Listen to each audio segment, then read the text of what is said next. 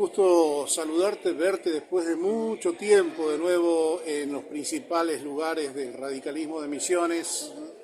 ¿A qué se debió esta reaparición en el primer lugar de la lista? ¿Qué hiciste? ¿Cómo te consideraron para estar aquí? Bueno, mira, yo hablaba recién en la conferencia de prensa que tuvimos, que vos participaste, de que hay que reivindicar también las trayectorias políticas. En tiempos donde se denosta la política como herramienta de transformación social, que en definitiva es eso, el radicalismo viene a reivindicar la política como búsqueda de soluciones para la gente, búsqueda de consensos políticos entre los que pensamos distintos. De eso un poco se trata la acción política. Y bueno, y el radicalismo en esta coyuntura ha decidido competir solo como Elige 3, con un mensaje claro que tiene que ver con nuestra historia y con nuestra apuesta a futuro. Yo hablaba de 4 ejes: la producción, el trabajo, y la salud y la educación de los misioneros. Así que bueno, el radicalismo, yo creo que también, por ahí a vos que también te gusta conversar un poco o analizar la política, creo que se ha reordenado el escenario político provincial, pero en base a un contenido ideológico. Me parece que un poco ese lugar de la extrema derecha más recalcitrante está claramente de un lado.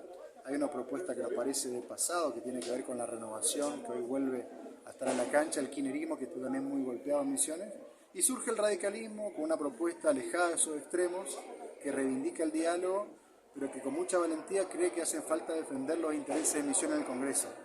Mira, yo digo, ¿de qué le ha servido a Misiones haberle votado todo a Milei? ¿En qué le ha servido? ¿En el estado de las rutas? ¿Le ha servido a la producción yerbatera, al consumo, a la pequeña industria? En nada. Bueno, pero esa es una gran pregunta para la renovación, Para la renovación, porque por es el supuesto. oficialismo Por supuesto. y creo que lo has dicho claramente de que esta cuestión filosófica del seguidismo, de gobernabilidad con gobernabilidad se paga, más se asemeja a cierto incidente amatorio cada 4 años que otra cosa, ¿no? No, es porque además, fíjate, hace 2 días estuvo el jefe de gabinete, Guillermo Franco, en el Congreso, dando su informe, donde cada diputado provincial aprovecha, ya que está el hombre, quizá el segundo más importante políticamente del gobierno nacional, para transmitirle la realidad de la provincia. ¿Cómo no aprovecharon esa oportunidad para contar lo que está pasando con los yerbateros de Misiones? O con la Foresto Industria, que está cesanteando y echando gente. Entonces, ni siquiera la dignidad mínima de... Creo que lo que hay que poner en valor es la representación política como tal.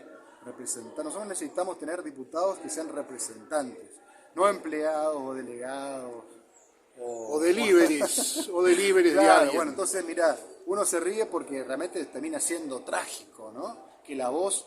Mira, hay 3 diputados: Star Hall, Clipauca y Fernández, 2, uno era radical con peluca, la otra era puertista y el tercero renovador, que terminan sus 4 años de mandato en la intrascendencia. Los misioneros no supimos qué hicieron en estos 4 años en el Congreso, que donde tenía que ir a laburar, no en las redes. Entonces, lo que está faltando justamente es dignificar la representación política. Entonces, eso no puede volver a permitirse el pueblo misionero. Bueno, pero Gustavo, acá hay un detalle, no sé si lo has evaluado. El detalle es que hay un fracaso, digamos, de todo este derrotero histórico que empezó después en el 2003, después de la crisis del 2001, que es la idea del frentismo, de transversalizar ideologías con el fin de juntar votos, aglutinar posibilidades para ganar una elección. Hacían conjunción de intereses políticos sectoriales antes que de programática política. Tal cual. Bueno, y entonces esto es como se está dando el fin de ese ciclo. Me parece que esto, como destino histórico en Misiones, se les está dando a ustedes porque no pudieron cerrar frentes o por el caso que pudiera ser, o por la cuestión que se dio en el medio. No, interesante. ¿No crees que pasa eso? Es interesante el planteo, porque en realidad creo que el error... Hoy los partidos políticos están en cuestión, ¿cierto? Pasa a nivel mundial, y cuando se debilitan las instituciones políticas, que son los partidos políticos, emerge el liderazgo autocrático. Lo vemos en Argentina, pero también lo vemos en Estados Unidos. Bueno, pero acá también lo ves acá mismo en Misiones. Pero por supuesto. Entonces, ¿qué quiero decir? El frente político debe ser un frente programático de ideas y de lugares de encuentro en la disidencia. los frentes programáticos, manteniendo la autonomía y la independencia de cada partido, es la aspiración de la política. No los frentes electorales únicamente para ganar una elección. Bueno, eso le pasó al radicalismo. Eso le ha pasado. Fue subsumido a Macri en su momento y ahora también. Bueno, eso le está pasando a la política argentina en este tiempo. Entonces digo, yo ojo con el riesgo de caer en una autocracia de mercado, porque eso es lo que viene a traer Milei en Argentina. Una autocracia se caracteriza por la concentración del poder en una persona con controles institucionales relajados y el reduccionismo del pueblo. Y la autocracia de mercado es por la implementación de una política de libre mercado con un Estado inexistente o en retirada y que deja el espacio libre a la regla del que tenga más fuerza. ¿Pero qué me querés decir con eso, Gustavo? ¿Que prevalece la idea económica por sobre la conducción política? Eso es justamente lo que hay que poner en cuestión y que el radicalismo viene a discutir. La política económica debe estar subsumida a una política dispuesta desde el gobierno que tenga criterios políticos, que no nos gobiernen los economistas, o los financistas, o las empresas, o los trading, o los operadores de bolsa. Lo que debe gobernar es una propuesta política. O las empresas, Gustavo. O las empresas. No te olvides que, por ejemplo, un gran empresario, un Equiam, para dar un nombre concreto, ha puesto gente a gestionar en el gobierno. No, por supuesto, porque además me parece que esa es todo un debate que hoy está ausente. Yo me dirijo principalmente a la gente que no fue a votar. En junio, en Misiones votaron 55% de los misioneros.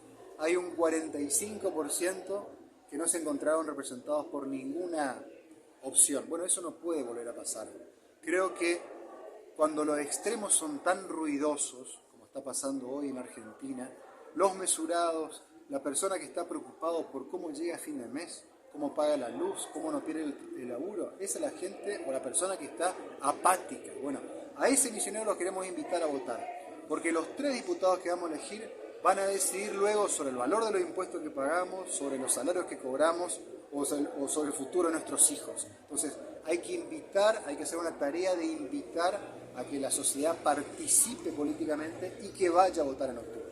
Gustavo, vos has sido diputado provincial, un protagonista indudable en su momento. ¿Cuándo terminó tu mandato como diputado? 2021. 2021. Sí.